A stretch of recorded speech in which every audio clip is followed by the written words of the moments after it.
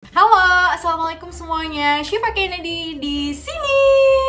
Bagi teman-teman yang baru menemukan channel YouTube Syifa Kennedy, salam kenal dan selamat datang ya.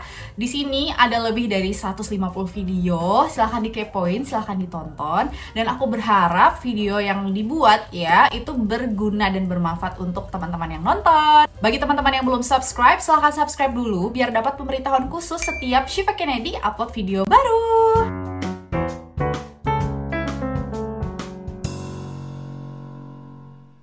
Jadi teman-teman semuanya, hari ini Syifa mau sharing nih tentang 3 penyakit tersering yang dialami oleh anak kos. Nah, penyakit apa aja ya? Nggak harus selalu pada anak kos, cuma penyakit ini yang sebenarnya tuh bisa rentan dialami oleh anak kos. Terutama kalian yang mungkin hidup jauh dari orang tua, ngurusin diri sendiri, suka banyak deadline, sibuk belajar gitu kan. Jadi kurang mungkin memperhatikan kesehatan sendiri. Mau tahu apa aja? Ikutin sampai habis ya.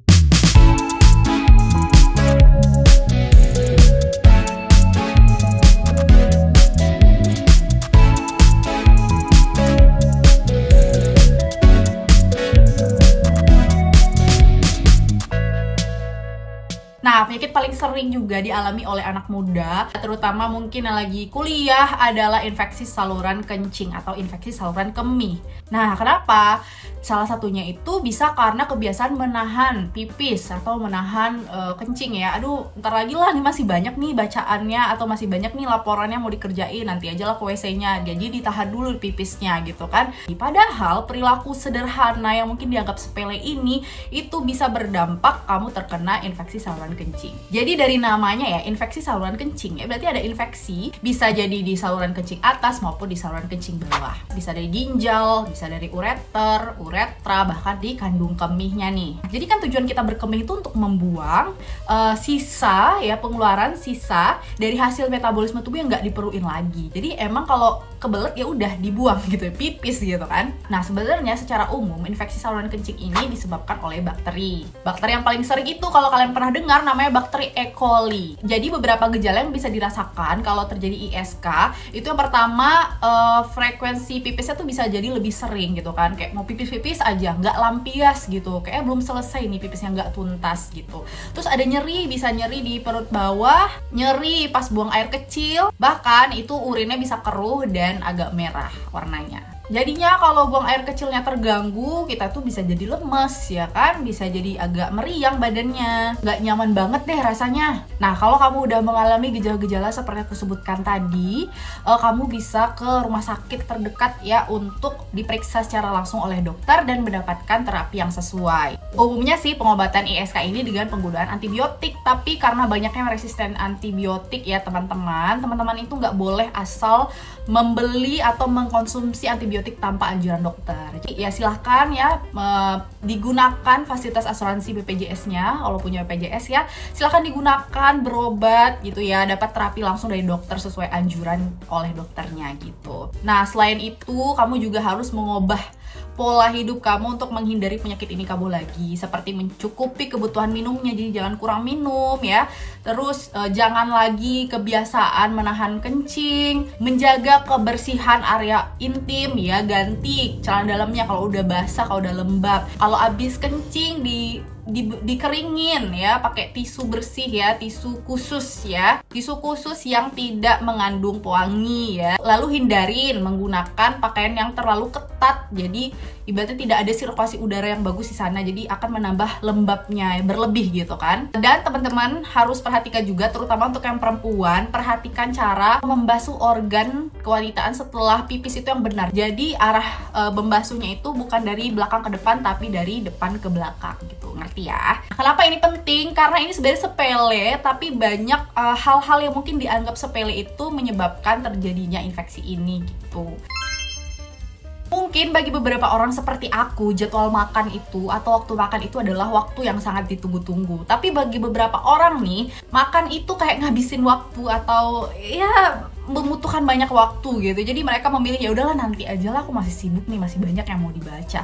Padahal kebiasaan menunda makan atau dalam tanda kutip makan sembarangan itu bisa berpengaruh untuk kesehatan kalian secara umum ya. Jadi gastritis itu adalah peradangan pada mukosa atau dinding lambung karena produksi asam lambung yang berlebih. Nah, kenapa produksi asam lambungnya berlebih? Karena pola makan yang tidak teratur, terlambat makan atau menunda makan, mengonsumsi makanan pedas, terlalu asam atau bergas. Terus kalau anak kuliah tuh kan sering minum kopi ya, tiap hari itu harus kopi gitu. Nah, sementara kopi ini sifatnya tuh asam dan dia juga bisa berpengaruh nih untuk lambung kalian, apalagi kalau dikonsumsi rutin, belum makan pula lagi kan. Jadi kondisi lambungnya itu gak bagus gitu loh. Ditambah lagi ya, kalian yang punya jadwal yang padat ya, dalam tanda kutip ada stres psikis yang kalian rasakan, itu kondisi lambung kalian tuh bisa lebih asam gitu ya. Asam lambung yang diproduksi tuh berlebih.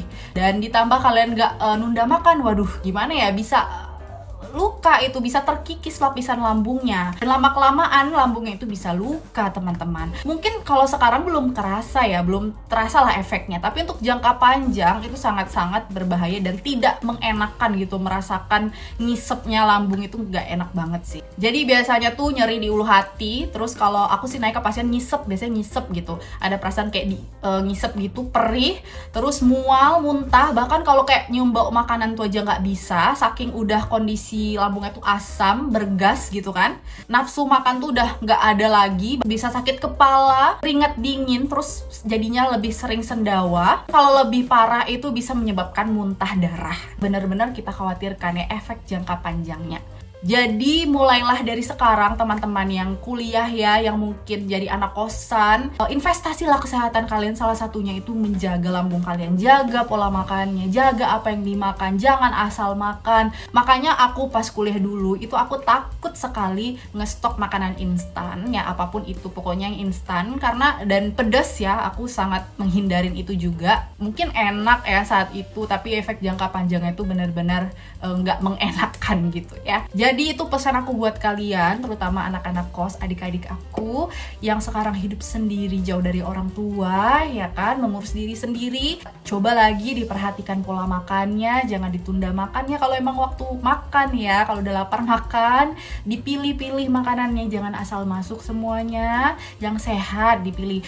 Mending kalian gantikan uang kopi dan uang ciki-ciki kalian itu untuk buah-buahan ya misalnya. Dan juga jangan lupa pandai-pandai untuk mengelola stres, karena ini juga bisa berpengaruh dengan asam lambung yang naik. Terus juga hindarin begadang ya, itu jangan sampai lupa, karena kalau kita begadang, lambung kita harusnya udah istirahat ya, udah tidur nih, nggak usah kerja lagi, dipaksa untuk kerja. Jadi asam lambungnya itu tengah malam itu bisa naik kan kalau kalian begadang, dan pagi itu bisa sakit banget gitu. Nah, penyakit ketiga yang sering dialamin adalah penyakit gatal-gatal ya, yang paling sering tuh di daerah pinggang atau di bagian selangkangan. Jadi penyebab gatal-gatal ini ya paling sering itu karena lembab di bagian pinggang atau selangkangan, itu disebabkan biasanya karena infeksi jamur. Jenis jamur yang menyerang biasanya adalah tinea. Kenapa? Karena bagian kayak pinggang sama selangkangan itu bagian yang tertutup dan cenderung lembab. Nah, jadi selain gatal yang hebat, infeksi jamur ini juga kayak ada ruam merah terus kayak membentuk pulau-pulau. Nah, sebenarnya pencegahannya gampang nih, teman-teman bisa jaga kebersihan, jangan sampai bagian yang tadi itu, bagian yang gatal-gatal dekat pinggang itu lembab. Dikeringkan tuh kalau misalnya lembab atau berkeringat itu dikeringkan, terus menurunkan berat badan juga bisa jadi salah satu solusinya juga ya, karena selain biar sehat ya, menurunkan berat badan itu akan mengurangi gimana ya, kayak tekanan gitu pada bagian bawah itu, karena kan kalau berat badan berlebih dia agak tertekan gitu loh guys, ngerti kan?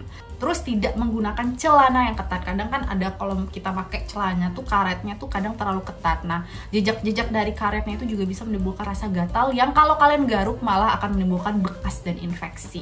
Nah, kalau misalnya tidak bisa ditangani di rumah ya dengan cara-cara pencegahan tadi, teman-teman bisa langsung temui dokter untuk diberikan terapi yang tepat. Nah, kalau misalnya diyakini infeksi jamur, biasanya dikasih tuh salep yang ketoconazole, miconazole gitu kan. Mungkin butuh griseofulvin, tapi sebaiknya tetap temuin dokter untuk diberikan terapi yang sesuai ya dengan kondisi kalian. Nah, apabila gejala tidak membaik 3 minggu, sebaiknya kalian melakukan kontrol lagi kepada dokter untuk dievaluasi lagi dan diberikan terapi yang sesuai. Nah, kalau lagi kambuh tuh infeksi jamurnya, disarankan tidak berenang dulu ya, karena selain memperparah nantinya dari infeksi jamurnya, itu juga akan berpotensi untuk menular kepada orang lain.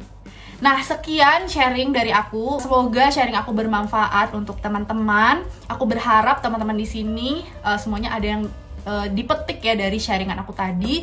Dan kalau kalian punya teman mungkin yang kalian sayangi, bisa di-share video ini ke mereka biar kita sama-sama saling mengingatkan. Silahkan bagi teman-teman yang mau nambahin kira-kira penyakit apa lagi yang bisa dialami oleh anak muda ataupun teman-teman yang sedang hidup sendiri atau ngekos gitu kan, boleh komen di kolom komentar. Bisa sharing juga pengalaman-pengalaman kalian. Aku akan berusaha untuk lebih sering sharing bersama kalian di channel YouTube ini. Semoga bermanfaat ya. Jangan lupa ada 150 video di video ini, jadi silahkan dikepoin dan ditonton. Yang belum subscribe, silahkan subscribe dulu biar dapat pemberitahuan setiap Syifa Kennedy upload video baru. Sampai ketemu di video selanjutnya teman-teman. Bye-bye. Assalamualaikum.